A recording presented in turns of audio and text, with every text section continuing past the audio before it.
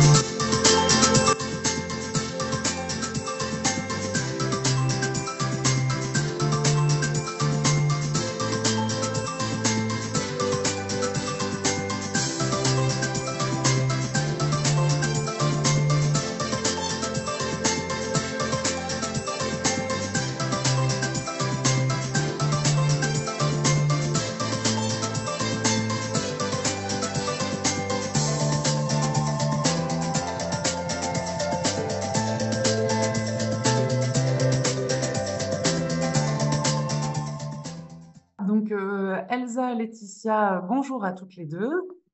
Bonjour.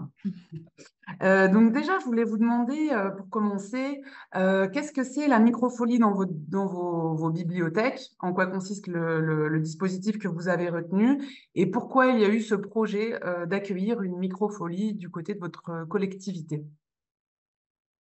Je commence, Elsa? Oui, je t'en prie. Ok. La bibliothèque, la médiathèque François Villon a été inaugurée en 2015. Bon, ça va faire bientôt 10 ans. Il y avait une forte volonté d'inclure le numérique lors de ce nouvel équipement.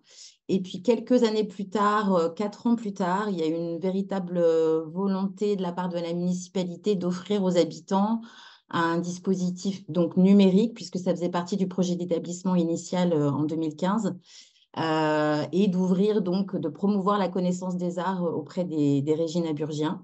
Et voilà. Et donc, c'est vrai que Bourg-la-Reine, pour le coup, a été une ville précurseur, un petit peu pionnière de ce dispositif, même s'il y en a eu d'autres avant.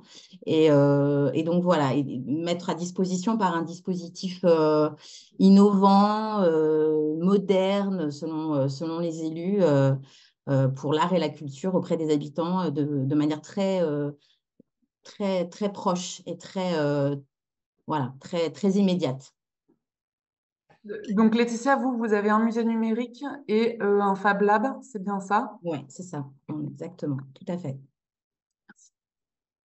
À Fontenay-aux-Roses, la médiathèque donc, a inauguré une microfolie fixe en 2021 pour répondre à une volonté politique de développer un smart territoire et une microfolie mobile également est prêtable et peut se déployer donc, sur l'ensemble du territoire Vallée Sud Grand Paris. Et voilà, on y retrouve un écran, un musée numérique, une imprimante 3D et du matériel web radio pour voilà, innover également. Donc, vraiment une nouveauté, une volonté, pardon, de numérique du point de vue de vos tutelles respectives. Oui, numérique et artistique, beaucoup. Exactement. Et justement, donc, je me demandais comment ça s'articule, cette microfolie, avec le projet culturel de la bibliothèque et ou la stratégie numérique. Alors, comme je vous l'ai dit, donc, à l'occasion de l'ouverture de ce bâtiment en 2015, il y a eu un projet d'établissement dont l'un des axes forts était l'intégration du numérique dans les collections de l'établissement. Et puis aujourd'hui, que nous devons refaire ce projet d'établissement, presque 10 ans après, un des sous-axes du projet d'établissement sera l'éducation artistique et culturelle. Et à ce titre, la microfolie va bien évidemment prendre toute sa place, puisque ce qu'on souhaiterait, c'est que chaque élève à Bourg-la-Reine, quand il arrive, puisse avoir un parcours vraiment éducatif et culturel, que ce soit théâtral, que ce soit graphique, que ce soit pictural.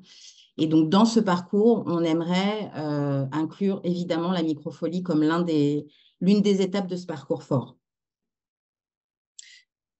Et à Fontenay-aux-Roses, donc en effet, le dispositif s'intègre complètement dans le programme des actions culturelles et notamment des accueils de classe, puisque la médiathèque de Fontenay-aux-Roses est dotée de salons de 200 mètres carrés qui font office de galeries dans lesquelles on accueille des expositions régulièrement. Et nous avons associé les visites d'exposition à la découverte du musée numérique. Les enfants peuvent ainsi découvrir ce dispositif. On expérimente encore beaucoup de nouveaux procédés. Par exemple, là, on expérimente le libre service du musée numérique à travers la formation. Voilà. Donc là, on va expérimenter ce service. Merci. Pardon. Non, et tout en essayant voilà, de répondre aux objectifs également de la Villette et aux objectifs fixés relatifs à la création, à l'apprentissage et également l'insertion, puisque ces dispositifs, à travers le Fab Lab, peut permettre d'acquérir de nouvelles compétences. Avant qu'on parle plus précisément de qui s'occupe de ces microfolies, enfin de ce dispositif au sein de vos équipes, est-ce que vous pouvez nous dire brièvement combien ça coûte? Je me dis que peut-être parmi nous, il y en a qui seraient peut-être intéressés par l'accueil d'une microfolie au sein de leur bibliothèque. Donc voilà, qu'est-ce que ça représente en fait du point de vue du coût? Alors, donc, moi, j'étais pas encore présente à Bourg-la-Reine quand les Microfolies s'est installée. De ce que j'en sais, donc, il y a eu l'achat chez Elite Technologies de tout un matériel vidéo, écran, informatique, tablette et le Fab Lab qui a été pris en charge à 80% par la DRAC en termes de subvention. Alors, j'ai pas le montant puisque, encore une fois, j'étais pas là à l'époque et j'ai pas pu me renseigner. En revanche, ce que je peux vous dire, c'est qu'on a une adhésion qui coûte environ 1 200 € l'année. Donc, c'est ce qui coûte à la collectivité. Et c'est le service informatique qui prend en charge cette dépense chaque année.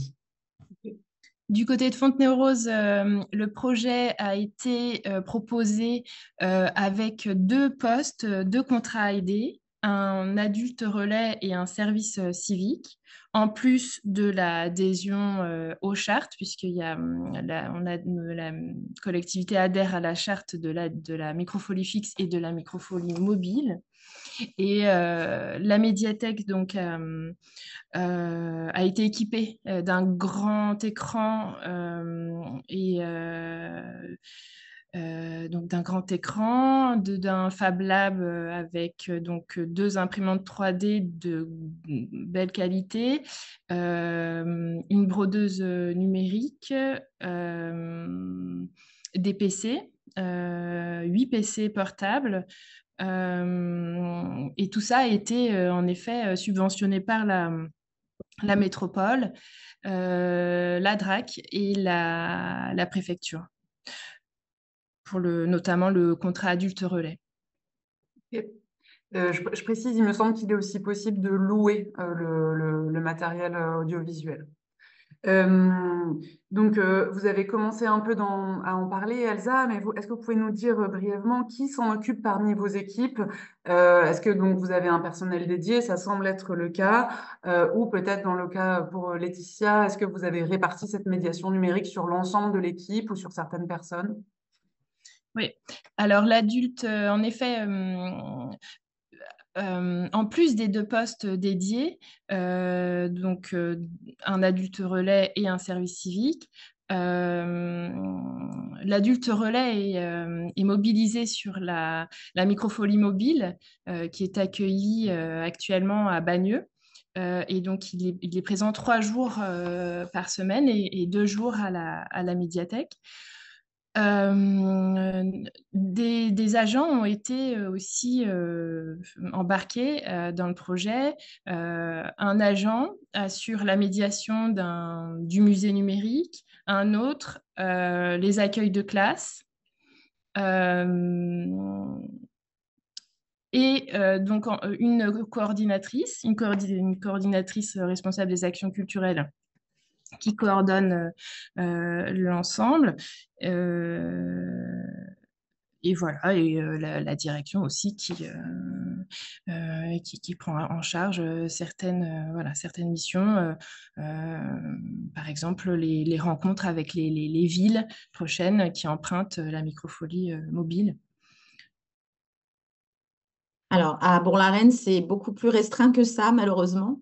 Quand la médiathèque, quand la microfolie a été installée à la médiathèque, il n'y a pas eu d'embauche supplémentaire, si ce n'est qu'on a évidemment tout de suite souhaité demander un service civique, ce qui est toujours en cours. On est toujours à la recherche d'une perle pour un service civique.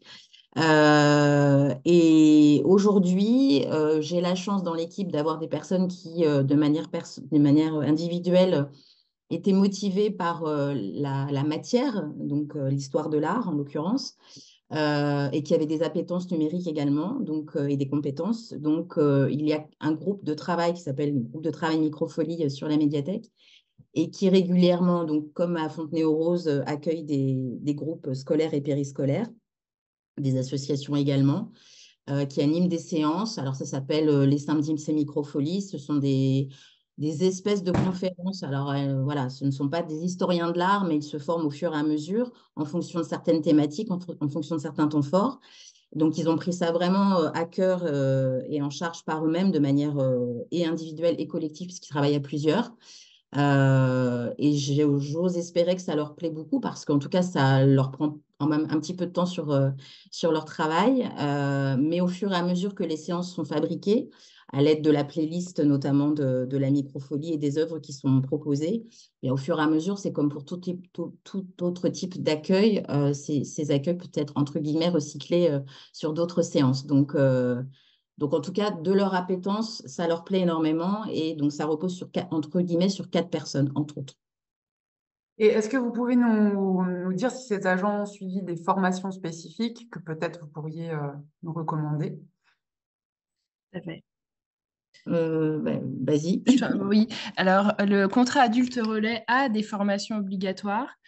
C'est dans son contrat. C'est un contrat un peu tremplin et délivré par la préfecture. Il a donc des formations sur la citoyenneté et la Villette délivre des formations gratuitement. À Fontenay-aux-Roses, toute l'équipe qui anime le dispositif ont reçu des formations. C'est exactement la même chose. Alors, pas pour l'adulte relais, mais pour les personnels du groupe Travail Microfolie. Ils s'inscrivent régulièrement à des rencontres locales, régionales, nationales qu'organise la Villette pour que les acteurs du dispositif se rencontrent et se forment entre eux, échangent des idées, échangent des bons procédés. Voilà, c'est essentiellement la formation qu'ils ont eue. Après, encore une fois, c'est une histoire d'appétence personnelle. Ils n'ont pas reçu de formation parallèle en histoire de l'art, par exemple, mais ça pourrait s'envisager s'ils le souhaitent. Elsa, vous aviez mentionné aussi une formation animée par la Réunion des musées nationaux. Oui, les musées nationaux délivrent des contenus. Et en effet, oui, il y a des formations. L'école de la médiation également est une très bonne formation qui permet d'avoir toutes les étapes d'un montage de projet. D'accord. Voilà. Et c'est en ligne. Non, là, c'est sur place. D'accord, très bien. C'est Et payant, par contre, c'est payant, tandis que la Villette offre des formations gratuites pour les médiateurs microfolie. Le CNFPT, c'est gratuit aussi pour les collectivités, mais cet organisme est payant. Mais le contrat adulte relais, dans le cadre de son contrat, c'est possible puisqu'il suit des formations obligatoires. la Villette met-elle à disposition des ressources peut-être qui permettent une prise en main du dispositif? Énormément. Alors, essentiellement des mallettes pédagogiques qui accompagnent les courants artistiques et les œuvres.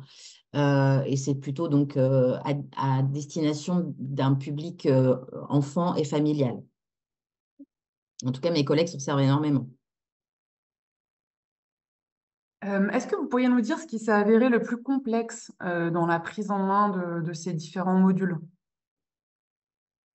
De ce que je sais, c'est sur le Fab Lab, c'est l'appréhension de l'imprimante 3D, essentiellement. Sinon, le musée numérique en lui-même, moi, pour l'avoir testé, c'est quand même assez facile d'utilisation. Les casques de réalité virtuelle, ça va. Le Discovery Tour également, parce que nous, on a ça dans notre Fab Lab, mais c'est l'imprimante 3D qui est plutôt délicate d'appréhension. Mm. Euh, Moi, j'ai trouvé que c'était un peu difficile la prise en main de ce dispositif qui est très conceptuel. Enfin, la microfolie, ce terme ne parle pas spécialement à la majorité de la population. Et c'est assez conceptuel. Les personnes se demandent, mais pourquoi se demandent l'intérêt d'un musée numérique, en fait. Euh, est-ce que je vais y voir, est-ce que je vais pouvoir visiter un musée, comme ce qu'on a pu voir pendant le confinement, où on avait des visites virtuelles du lieu?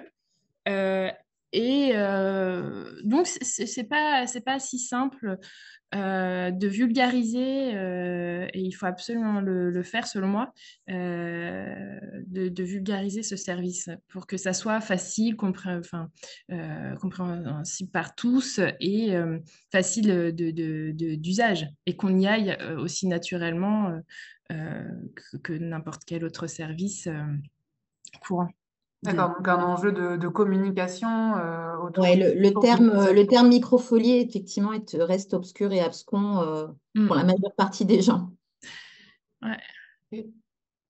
Et est-ce que vous diriez, après 2 ans d'expérience, ou un peu plus, que ça a permis de monter en compétences au niveau des agents et sur quel domaine, en fait?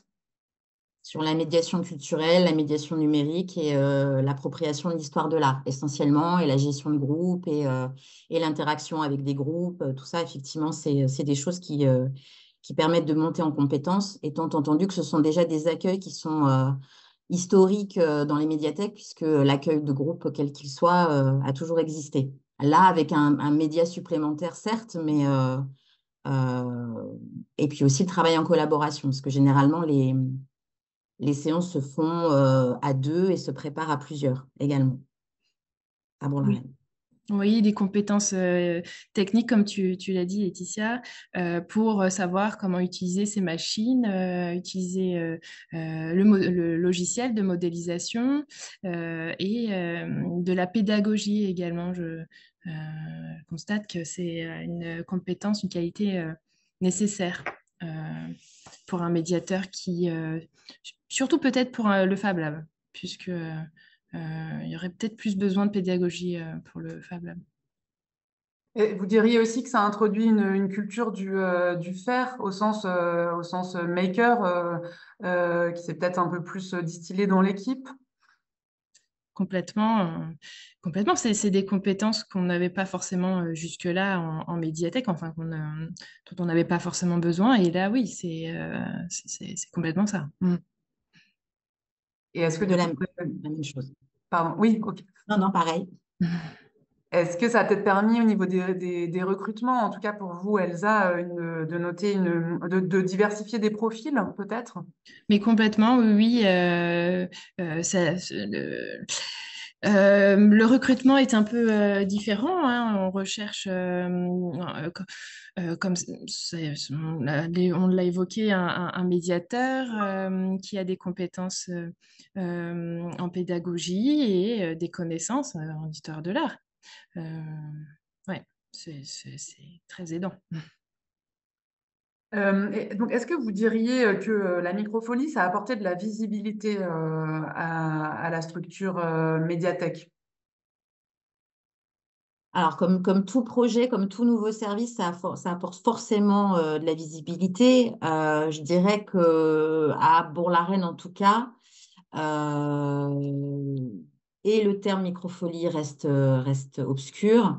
Et la microfolie, en tout cas le musée numérique, étant situé à l'accueil, certes, mais dans une salle bien circonscrite, et pourtant ouverte, et pourtant signalisée par un petit kakémono.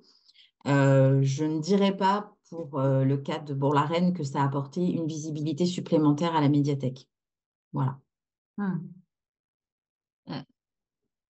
C'est sûrement en cours en fait, puisque c'est nouveau. C'est un peu nouveau en fait, c'est un dispositif qui se déploie petit à petit un peu partout. Il faut peut-être le temps, un petit peu de temps le temps que ça soit connu, compris. On- à Fontenay-aux-Roses, ce qui a fonctionné au départ, c'était assez inattendu. C'est que, enfin, on a donc installé des licences Minecraft sur les PC du Fab Lab. Et petit à petit, une communauté s'est développée. Euh, et on a donc proposé donc, un accès à Minecraft et aussi un accès à la modélisation. Et là, ça a pris. Ça a pris. Maintenant, l'ambiance a totalement changé puisque le Fab Lab a été implanté au sein de l'espace musique. Et la fréquentation a vraiment augmenté. Ça a totalement changé oui, la fréquentation. Et est-ce que avoir une microfolie, comme ça permet de, est-ce que ça favorise la coopération déjà entre bibliothèques, vous êtes quand même deux bibliothèques qui ont une microfolie, est-ce que ça a voilà, facilité les partenariats ou avec d'autres structures culturelles peut-être sur le territoire? Alors, effectivement, comme vous le disiez, entre Fontenay-aux-Roses et Bourg-la-Reine, donc il y a 2 microfolies. Une a vu le jour dans une ville également limitrophe tout récemment.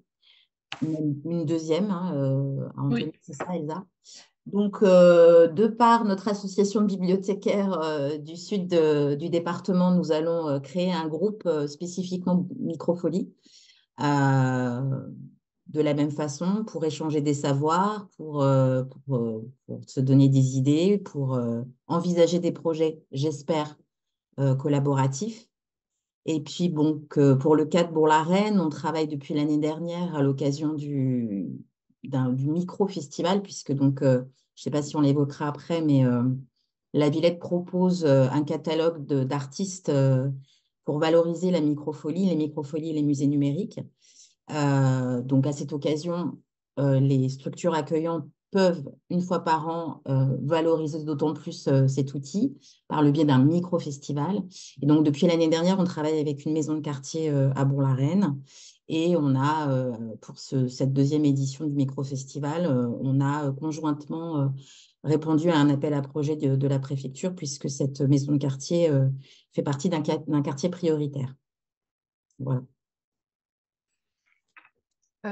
Donc, d'après ce que vous dites, Laetitia, hein, il semble que la microfolie, ça permet peut-être aussi de monter en puissance sur l'action culturelle, ou du moins que ça offre des thématiques d'action culturelle peut-être de façon plus simple. J'imagine que la Villette propose peut-être un catalogue ou ce genre de choses. Donc oui, outre les catalogues des 12 musées nationaux et internationaux que propose la Villette, donc avec des contenus, effectivement, il y a ce catalogue d'artistes dont je parlais, qui propose des performances, des spectacles avec lesquels on peut effectivement aller toucher des publics qui potentiellement ne seraient pas captifs à l'histoire de l'art ou à la peinture ou à la sculpture, à l'architecture, aux monuments, etc. D'accord. C'est vrai que ça a été conçu à Bourg-la-Reine, parce que Bourg-la-Reine, comme Fontenay-aux-Roses, sont des villes qui sont très près de Paris. Ces microfonies ont été souhaitées, en tout cas pour Bourg-la-Reine, je pense que c'est pareil pour le territoire Vallée Sud, comme une première porte d'entrée pour des publics à l'accès à des musées parisiens. En tout cas, ça fait partie aussi des choses qu'on met en avant auprès des associations, notamment des associations de quartier, de pouvoir les accueillir, de leur faire une espèce de pré-visite pour qu'ensuite elles puissent véritablement aller au musée à Paris. oui, les micro-festivals sont très riches et sont subventionnés à 100%. Enfin, le premier Première micro-festival, fois, oui. voilà, la première fois, et ensuite c'est dégressif. Et la médiathèque de Fontenay-aux-Roses a une belle expérience dans ce cadre-là. Nous avons programmé un champion de beatbox qui a eu tout son succès à Fontenay-aux-Roses. Et c'est c'est une porte supplémentaire, en effet.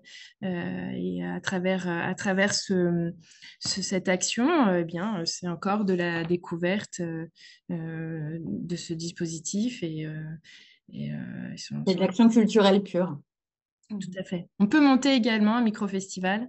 C'est-à-dire que si on a un artiste ou un projet, on peut le monter, on peut Tout à proposer. fait. Ouais. Tu fais tout à fait bien Mm, de le souligner. mm, On n'est pas obligé de se cantonner, évidemment, au catalogue de la Villette. Et en effet, la mm, première année, c'est pris en charge à 100%, puis la seconde à 75%, puis la troisième à 50%. Je mm, crois qu'après, ça s'arrête. Donc, mm. à charge de la collectivité de payer avec son budget. D'accord. Il me reste quelques questions, mais le temps file. Donc, si jamais, je vous propose de prendre la parole ou bien de déposer vos questions dans le chat pour les participants, participantes. On a eu quelques commentaires jusque-là, notamment des précisions sur le coût d'une microfolie, avec 50 000 € mentionnés, l'achat pour le musée numérique avec l'écran Certainement, et oui. la tablette, Mm.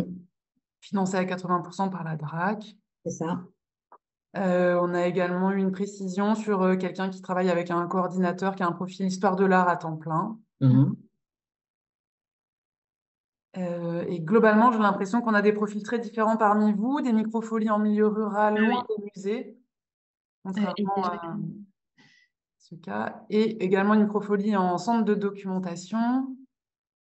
pour créer un lien, il y a une question là-dedans. Oui, alors le lien entre les microfolies et le jeu vidéo est déjà créé notamment pour le Discovery Tour d'Assassin's Creed d'Ubisoft et de nombreuses initiatives en lien avec le jeu vidéo, création de jeux, rétro gaming. Mais comment faire pour créer un lien avec le e-sport, qui est la pratique compétitive du jeu vidéo, pour pouvoir parler de culture e-sport? On a proposé récemment un tournoi Mario Kart qui a fonctionné du tonnerre. Et on l'a pas organisé au sein du Fab Lab, mais on l'a organisé au sein du musée numérique. Donc des idées Et, d'action culturelle alors. oui, et nous, ouais. On a envie de poursuivre complètement parce que c'est vrai que le lien, moi, je suis tout à fait, se fait naturellement. Ouais. Je vais laisser la parole à Anthony Vienne qui souhaite, qui souhaite intervenir. Merci de me donner la parole. Juste vous questionner, est-ce que le système microfolie peut permettre un échange? Donc, si j'ai bien compris, on peut recevoir les collections des grands musées. Est-ce que on peut aussi mettre sur ce système les collections d'art que nous, on peut avoir dans le milieu rural? Donc, je suis vice-président d'une communauté de communes, un pays normal. Est-ce que sur tout ce dispositif, je peux aussi mettre les œuvres du Forum antique de Bavet, des remparts du Benoît? Est-ce qu'il peut y avoir une interaction entre les collections parisiennes et toutes nos richesses artistiques locales? Alors, la Villette constitue les collections et elle enrichit au fur et à mesure son catalogue, merci. Et elle en est à 3000 œuvres, environ, un peu plus peut-être. Récemment, il y a eu là dernièrement de nouvelles collections comme celle de l'Île-de-France, par exemple. Et le lien que peut faire et doit faire sûrement les médiathèques, c'est en effet d'associer les ouvrages que nous avons sur les beaux-arts, au musée numérique. Mais on ne peut pas Alors, enrichir. à ma connaissance, pour répondre à votre question, monsieur, à ma connaissance, non. Mais sans doute, je ne sais pas si vous avez je n'ai pas compris si vous aviez déjà une microfolie sur votre territoire. Ou Non, sur votre... je connais celle de Maubeuge.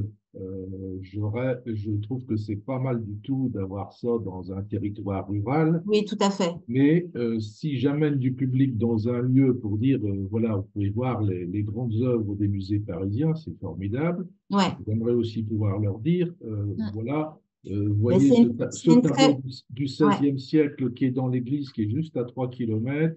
C'est une très bonne question. Je pense que Cet ça élément vaudrait... de fortification ou du forum antique de cette statue qui est un échange et surtout qu'on est dans le cadre du printemps de la ruralité, il faut aussi que le milieu rural puisse Bien sûr. montrer toutes ses richesses. Et donc, je serais passionné par le projet s'il y a interaction. Ouais.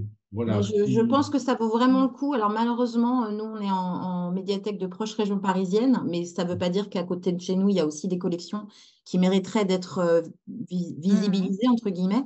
Mais c'est une très bonne question. Alors, à l'instar du fait que Comme disait Elsa tout à l'heure, sur le catalogue d'actions culturelles, on peut faire des propositions sur des artistes qu'on connaît ou des artistes locaux. Je pense que ça vaudrait le coup, avant que vous vous engagez dans ce projet, ou vous interrogiez directement la Villette pour savoir si effectivement, dans quelle mesure il pourrait intégrer au dispositif, peut-être vous l'ajoutez à vous spécifiquement, mais je pense je pense qu'ils auraient tout intérêt à le faire, et que ça ferait sens, en effet. J'ai eu un Complètement. débat au Salon des maires, je n'ai pas eu une réponse positive. Ça, je me suis Vous avez inscrit. interrogé qui, du coup, monsieur? Je ne sais pas le nom de la personne, j'ai rencontré des gens sur. C'était des gens de la Villette ou c'était pas du tout des gens C'était de la des gens Villette? de la Villette. Ah, d'accord.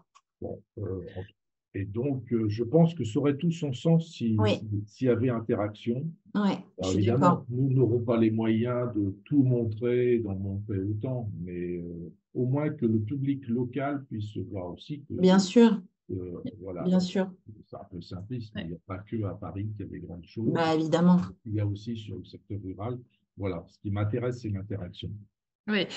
Alors, en complément, en retour d'expérience, le médiateur donc, qui anime le musée numérique pour les adultes compose lui-même finalement ces conférences qui sont interactives aussi.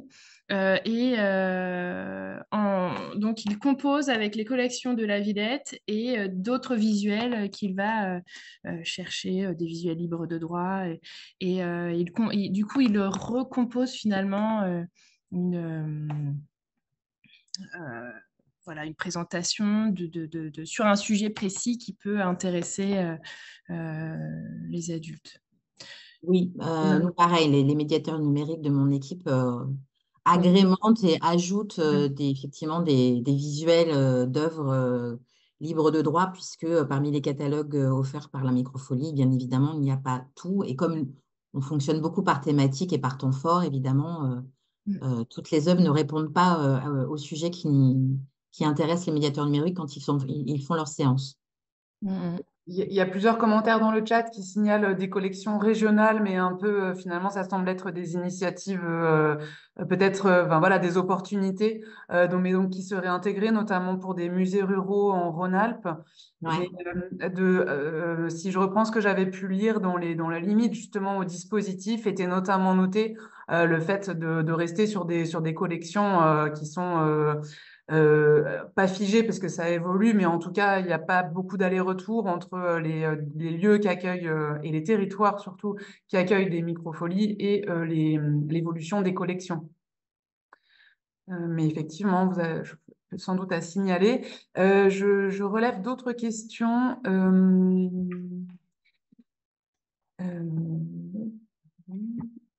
Oui, alors globalement, est-ce que vous recevez plutôt des groupes captifs ou du tout public sur inscription, et plus ou moins dans quelle proportion? La proportion de public captif est plus importante que l'inverse. Après, nous ouvrons notre microfolie quotidiennement, donc il y a quand même des publics a priori non captifs qui pénètrent la salle de la microfolie. Et puis, comme je le disais tout à l'heure, on est sur de l'action culturelle pure avec la maison de quartier. Donc, pour vous donner la proportion, j'aurais un petit peu de mal à vous la donner, mais les publics captifs sont bien évidemment plus importants que l'inverse.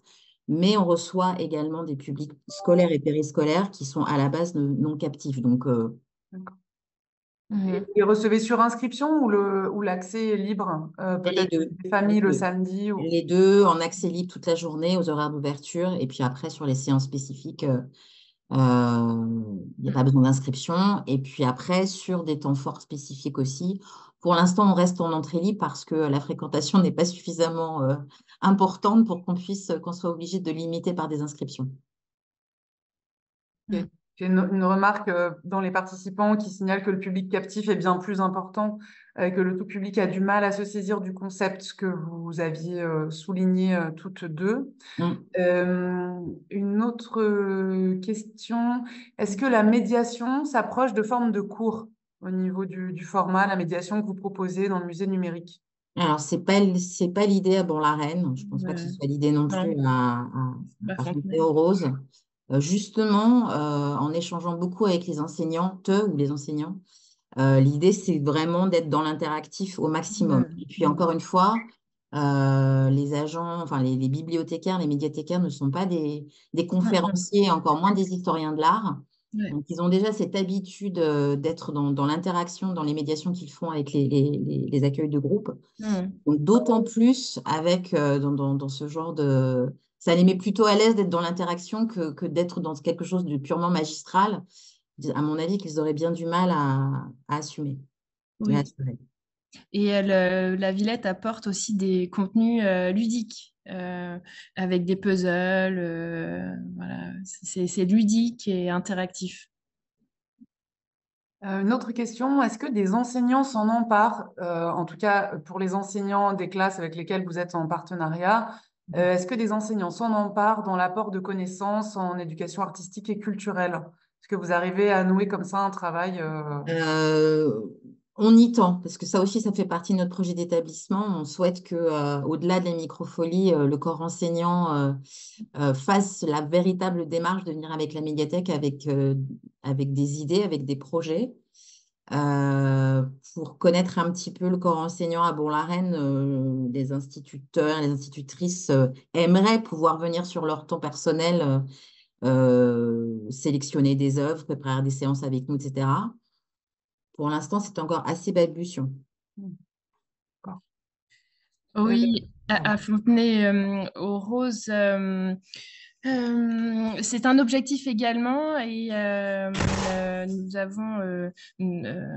allons développer davantage le projet EAC, faire en sorte que ça s'inscrive totalement dans l'EAC. Et l'idée, c'est que les enseignants, en effet, s'emparent de cet outil et puissent constituer eux-mêmes leur playlist. Et voilà, pour l'instant, on n'a pas réussi encore. Beaucoup de témoignages là, sur la médiation et les publics touchés, des témoignages sur le fait que le mode visiteur libre fonctionne moins et que les médiations attirent plus de public. Des commentaires aussi sur les mallettes thématiques et les puzzles, sur le coût des premières et sur peut-être la pauvreté des deuxièmes. Je vais juste relever une dernière question. Je suis désolée, le temps passe vite. Des médiathèques de Concarneau, Cornouailles agglomération. Dans le cadre d'un projet de territoire, 7 médiathèques vont être construites d'ici 2 ans et 2 intégreront des microfolies fixes, l'une avec un Fab Lab, l'autre avec un espace scénique. La question concerne des statistiques d'usage que vous pourriez donner.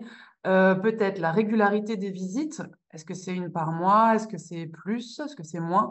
Et des tranches d'âge touchées. Il semblerait que ce soit plutôt un public scolaire. Est-ce que vous auriez plus d'éléments ou des éléments plus précis à nous apporter sur ces 2 aspects? Sur les outils statistiques, sur les tranches d'âge, c'est ça? Les tranches d'âge touchées et la régularité des actions proposées, des médiations. Alors, les médiations sur notre saison culturelle, je dirais que nous en proposons entre 5 et 6 par an, à peu près, en fonction des temps forts que nous avons. De manière alternative, une fois en direction des adultes à peu près, et une fois en direction des familles et des enfants, notamment justement à l'aide des mallettes pédagogiques. Et ensuite, sur les visites de groupe, alors ça, j'aurais également un petit peu de mal à vous le dire. Il aurait fallu que je prépare un peu mieux la question. Quelle est la part attribuée aux microfolies, enfin au musée numérique essentiellement, sur les accueils de classe? J'ai envie de vous dire, je ne sais pas, peut-être que sur 40 accueils, il y en a peut-être une quinzaine qui sont dévolus au musée numérique. Et sur demande spécifiquement des enseignants qui sont certains un peu plus sensibilisés et qui auraient envie d'en bénéficier lors de ces accueils. Je ne sais pas si j'ai répondu à la question. Je vais juste, parce que vraiment, il faut qu'on s'arrête, mais une toute dernière question. Mais l'idée aussi du labo, c'est de favoriser une mise en relation, une mise en réseau. Donc, vous pouvez tout à fait m'envoyer des questions que moi, je retransmets à Laetitia et Elsa, ou bien Laetitia et Elsa, si vous en êtes d'accord, vous pouvez aussi communiquer vos mails dès à présent pour poursuivre les discussions. Oui, oui, avec plaisir. Et j'allais aussi proposer de venir visiter la microfolie à la médiathèque de Fontenay-en-Rose, en tout cas. Et nous, c'est comme ça qu'on a fait avant d'implanter la microfolie. On est allé visiter le temps des cerises, par exemple, à Issy-les-Moulineaux, Sevran et tout ça. Donc, vous êtes les bienvenus tous à la médiathèque de Fontenay-en-Rose, bien sûr. Et je donne mon mail. J'ai donné mon mail et vous êtes les bienvenus également à Bourg-la-Reine. Merci. Sachant que je trouve que la microfolie de Fontenay est très, très joliment mise en valeur au fond des salons d'exposition. Voilà. Merci Laetitia. Merci à ceux qui témoignent de leur activité autour de la microfolie. Juste, j'avais une demande sur la liste des thématiques abordées lors des conférences microfolie. Si jamais il y a un cycle de conférences ou de médiation, et n'hésitez pas peut-être Laetitia, Elsa me les envoyer, je pourrais les faire passer à Émilie D'accord. Delmolino. Il est sans doute temps de nous quitter à présent pour aller déjeuner. Je vous remercie toutes et tous pour ces échanges. Laetitia, Elsa pour la témoignage. Merci de vous être prises au jeu. Merci. Et puis, Merci je vous annonce juste que le prochain labo aura lieu le 11 juin et qu'il sera dédié à l'intelligence artificielle en archives municipales. Comment l'IA permet de faciliter l'accès au contenu des archives. Voilà. Merci beaucoup, merci infiniment. Bonne journée à tous. À bientôt. Au revoir. Au revoir. Au revoir.